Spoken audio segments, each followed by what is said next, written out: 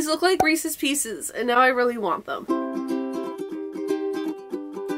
Hi there, Michelle here, and welcome back to my channel. In today's video, I'm going to be crocheting myself a pillow. A few weeks ago, I made this, I don't want to say it's a monstrosity, but it's okay. The first attempt that I've ever made at making one of these like retro vintage pillows that looks like a hamburger. But I want to do it again. So this was just kind of like, you know, the test. Can I make it? How will it look when it's done? And it's okay. Like I said, I want to do it again. And I kind of want to do it in colors that are more me. Yes, those colors are me. When I had to buy that yarn, they were very limited in their color choices for that yarn. Like, they did not have orange. I'm sorry, what? Orange is one of my favorite colors, and they didn't have it in that yarn. I love the color schemes from the 1970s. You know, oranges, reds, yellows, browns, a little bit of that kind of like teal blue in there. Not going to use that for this project. You know what I mean? I just love those colors. And I've wanted to make this pillow for a really long time, and like you saw, I attempted it. It went okay. I went to Michael's this morning and I bought some yarn, and yes,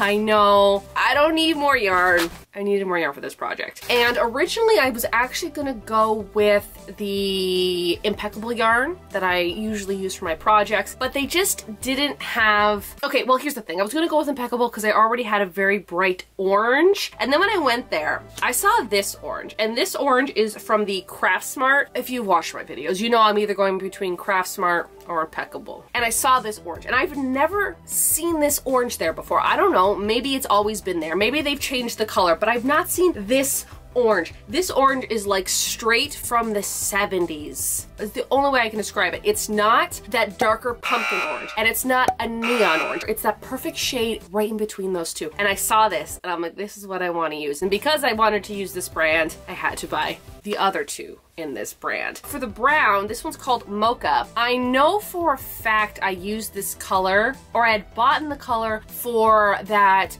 birthday cardigan that I made with those fall light colors. I don't know if I used this color or not, because there was two browns I picked, and one I really liked and the other one I was like, ugh. And then I replaced it with like a burgundy red wine kind of color that looks so much better. But I don't remember if this was the one that I was like, ugh, I don't like, or the one I used. I think this is the one that I ended up using in the project, so I had to buy another one. And then this yellow, which is called Butter. I am like 99% sure I have two skeins of this because I accidentally bought it one time. And you might be like, how do you accidentally buy a color? I needed this color for a project I was working on. Already had it at home. I knew I already had it at home. And so when I went into Michael's, I grabbed this from the shelf. I'm like, I already have this, but let's see what colors it goes with. So then I grabbed these other colors to compare, and then I just put them all in my buggy, and then I bought all of them. And then when I got home, I'm like, I already have this. And I'm pretty sure I still have it. And this is why I needed to check my yarn stash before I went out. But put my yarn bins in the garage because it is nice out. They're an air sealed totes. Nothing's getting in. They'll be fine for the summer. Winter, fall months, I'll bring them back inside. But for now, they're fine out there in the garage. But anyways, this color I use a lot because I buy it a lot, because I forget I buy it a lot. These were $4.99 each, and then one of them I got like 30% off. So this was like less than $20. So I'm okay with that, especially because of this orange. This orange, I don't think it's showing up on camera as beautiful as it actually is, but it is gorgeous. Like, it's almost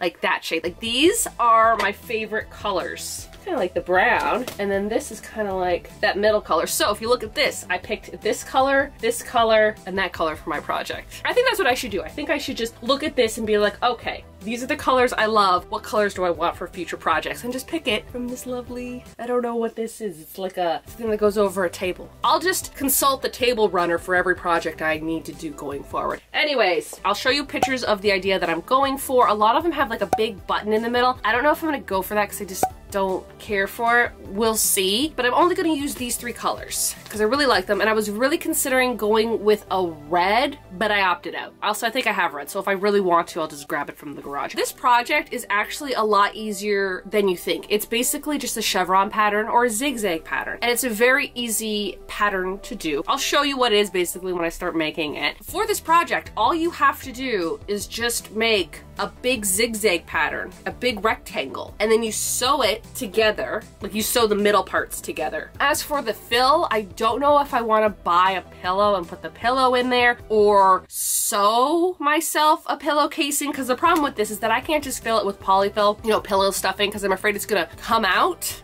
of like, you know, the crochet stitches. So I want to like encase it in something. So that's something for future Michelle to deal with. Right now, Michelle just has to deal with figuring out how I want these colors to go. I've only been doing this thing for the past month, but I feel like it's a really good idea. What I'll do is I'll take the label off and I'll fold it up, and then I'll roll it up like this, and then I roll the yarn around it so it's like this, and then I'll keep rolling it, and then eventually it's like this, and you can't even tell that there's a label in here. But when I'm done the color, whenever that could be at the end of this project, it also could be 3 years from now, I'll know what color I used. And maybe if I need more, the company will still be making that yarn. But either way, I'll know what yarn it is. I have to say, the one thing I hate about doing the chevron zigzag pattern is math. I hate math. I hate it so much. I thought I had the calculations right, but I don't. I know I'm not gonna have it right. You have to like take the number of how many is gonna be this part, and you have to add 2 and then times it by like how many points you want in the whole thing. But then sometimes they're telling you to add 2 more or add 3 more. Like, I don't know. Sometimes it's 3, sometimes it's 2, sometimes it's 4. The internet is not very helpful with this. I need to figure out what to do for this because I don't know.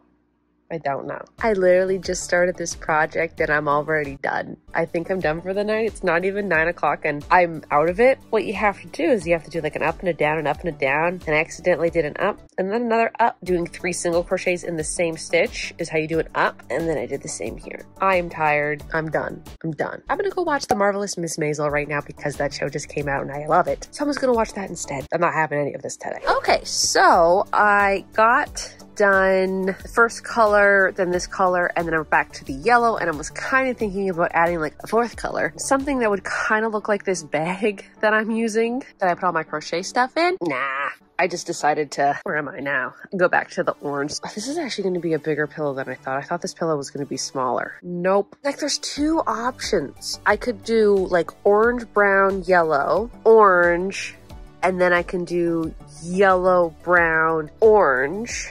Or I could just repeat the pattern again by doing orange, brown, yellow, and then end yellow in the middle. So like I could have one side where the middle is orange and then the other side, the middle will be yellow. I honestly think that's what I'm gonna go with. I'm gonna do orange, brown, yellow, and then end at yellow. So I have one side that has yellow and one side that has orange. That way I can flip the pillow around, have 2 different color schemes. This is actually going by a lot faster. Once you get the initial zigzag pattern going and, you know, the math right, the math is the worst. Math is the worst for this project. After that, everything's easy. So you haven't really seen me film like this in a really long time, but I do get a lot of questions about this guy. Because I posted it on my Instagram and a few people wanted to know how you actually do the zigzag. So I'm just gonna give you less than 5-minute quick version of this, of just how you get, you know, your peaks and your valleys. This isn't a tutorial. If you want like, you know, a true tutorial, there are some, you know, online. They give you way better information than what I'm gonna give you, but I'm just gonna give you kind of like the gist of what I'm doing. For this project, to get these ribbing is exactly how you would do like a ribbing hat or ribbing anything. You're only gonna be working in the back stitches, not the front stitches. I'm just gonna quickly show you how to start because here's the thing. This edge here, I've always had a problem in other projects that I've done with the chevron and how to get this nice like clean edge. And what you do, you've worked your way back to the end, you chain your 1, put your hook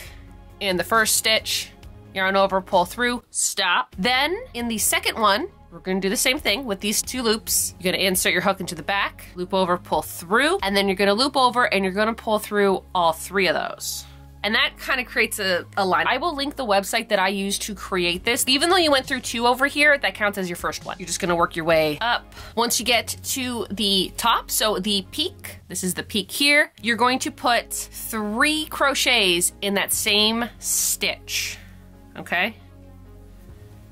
2,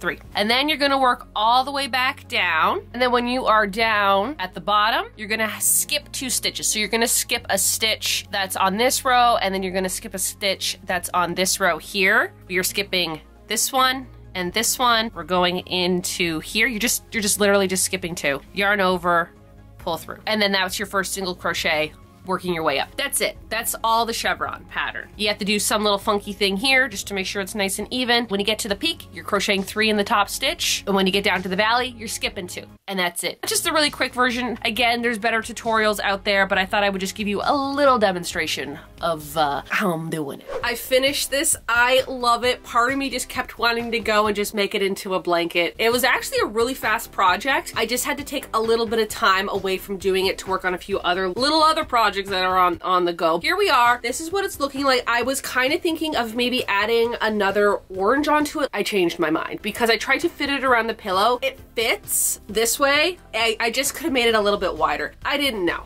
This is the pillow. It is 24 inches diameter, I guess. And I got this at Lens Mill. Can you believe that? I went in there thinking, okay, I'm just gonna find a decorative pillow. I don't care. I just need a pillow to put it in. And they had round pillows that are for that, or just for you putting it in a pillowcase. I was kind of surprised that was there. It was either this size or a 12 inch. The 12 inch I think would have been a little bit too small. If there was like an 18 inch one, I think that would have worked out. And now thinking about it, there probably was, and I was just like not paying attention. But I saw the 12 and I saw this one. I got this one. Here's the thing, with time, I feel like it will decompress itself. So today I'm getting this done so I can work on other projects. I know, so cute. I love these colors. These look like Reese's Pieces, and now I really want them. These are the perfect 1970 colors, 1980 colors that I have been looking for forever. Like this orange, the perfect orange. This is what we're doing. I'm going to sew these edges together. So I'm gonna sew this together, and then I can put the pillow in it, just like this. And then I can sew up this part, and then I'll sew up this part. I don't know if I want to take any stuffing out of it because it's very full. I think I might take a little stuffing out of it. I don't know, part of me wants to take stuffing out, and the other part of me is like, don't, just make this huge cushion that you can sit on or whatever, because it's so cute. I don't know if I want to take stuffing out. I'm gonna put the pillow in, see how it fits. If I think I need to take stuffing out, cut along this edge, take some stuffing out and sew it back up. And then I'll attach, like I'll do the front and the back. That's a good idea.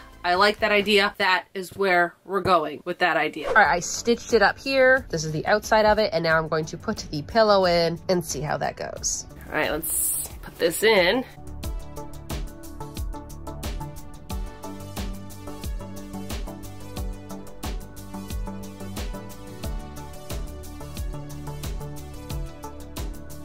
Okay, not as bad as I thought. I don't think I'm gonna have to take any stuffing out. I thought I was gonna have to take stuffing out. I don't. All right, so I'm gonna take this yarn needle here. I'm gonna have to attach all the little points together. So those get attached, and then this one is gonna get attached. So it's gonna be like that. That's what I'm gonna do now.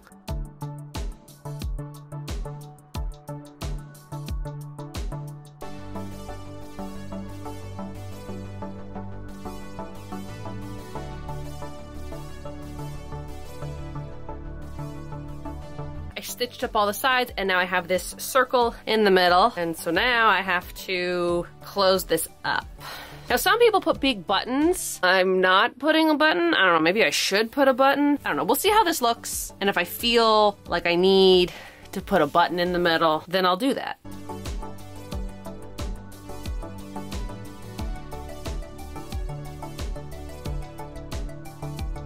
This doesn't actually look that bad. I have to close this side, so if I hold that, I'm just gonna close this side up, and then it's gonna be done.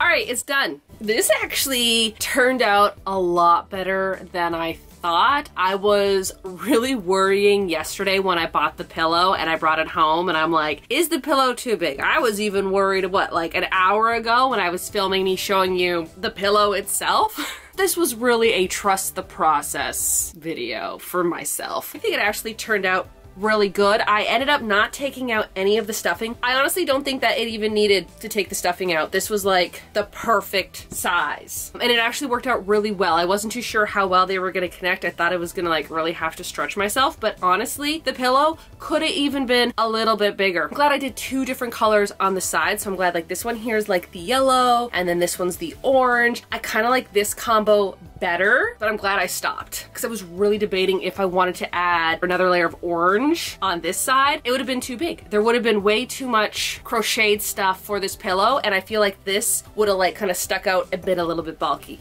So this is honestly So cute. It's so cute. Let me get the other one to show you in comparison. This was my first prototype. I didn't buy a pillow. I used random stuffing. There's this one, and then there's this one. Like, look at the difference, okay? This one is so nice. I really want to make a matching blanket, maybe in the fall. I have so many projects that I don't know when I'm gonna have time for that. But anyways, it's done and I love it. Also, my cat Pippin has claimed it for herself now, so it's her pillow now. It took me roughly 11 hours to make this, give or take. Like, it wasn't a really long project. 11 hours is nothing. Like, I've had projects where it's taking me 35, 36, close to 40 hours to make something. Whereas this, roughly 11 hours, you know, give or take. I didn't even need to use a whole skein of yarn for this project. I still have this much of like each color. I probably could make a mini version if I wanted to, is how much yarn I still have left over. Very simple project, very easy. I think the most difficult,